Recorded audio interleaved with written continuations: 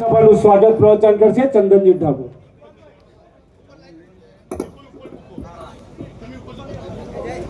આજની આ જન આક્રોશ રેલીમાં ગુજરાત વિધાનસભાના પૂર્વ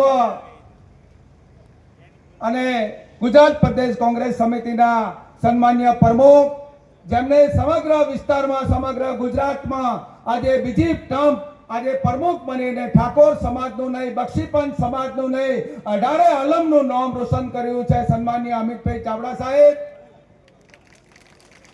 એવા જ આપણા ગુજરાતનું એઆઈસીસી નું રાજ્યસભાના મેમ્બર, ગુજરાતના પ્રભારી, અને એમને અહીંયા ગુજરાતના પ્રભારી તરીકે 26 ભારતીય જનતા પાર્ટી જીતી હતી, પણ 26 આપણી ગેનીબેનને જીતાડી અને દિલ્હીમાં પહોંચાડી છે એવા મુકુંદભાઈ વાસલી સાહેબ।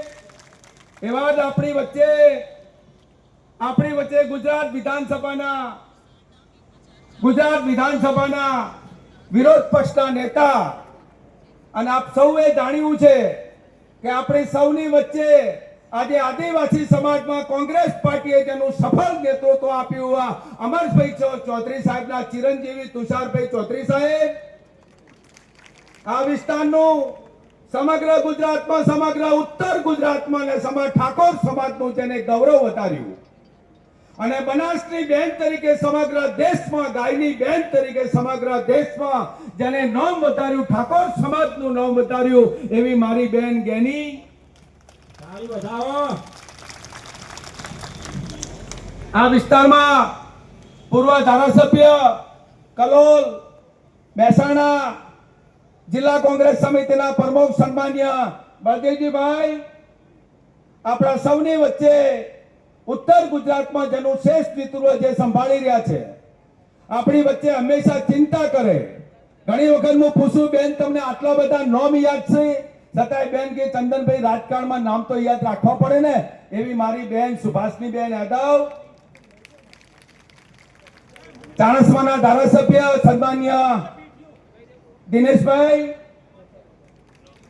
પાટણના એક્ટિવ ધારાસભ્ય, ત્યારે કોઈના વાદ વિવાદમાં નહીં, સૌની સાથે રહીને આપણું કામ કરવા વાળો મારો ભાઈ કિરીટભાઈ પટેલ, જિલ્લા કોંગ્રેસ સમિતિના પ્રમુખ સન્માન્ય ગેમરભાઈ, કોંગ્રેસનું શીર્ષ નેતૃત્વ, તાલુકા પંચાયત, જિલ્લા પંચાયત, સિદ્ધપુર વિધાનસભાના સમગ્ર ટીમના મારા સમગ્ર સાથીઓ, બધા સમર્થક નામો, મીડિયાના મિત્રો અને આજુબાજુના વિસ્તારમાંથી સૌ કોંગ્રેસના કાર્યકરોને આ સિદ્ધપુરની ધરતી ઉપર, વડુની ધરતી ઉપર ચંદનજી ઠાકોરના રામ રામ છે। સાહેબ, અમારા વિસ્તાર કોંગ્રેસથી ભરપૂર વિસ્તાર છે।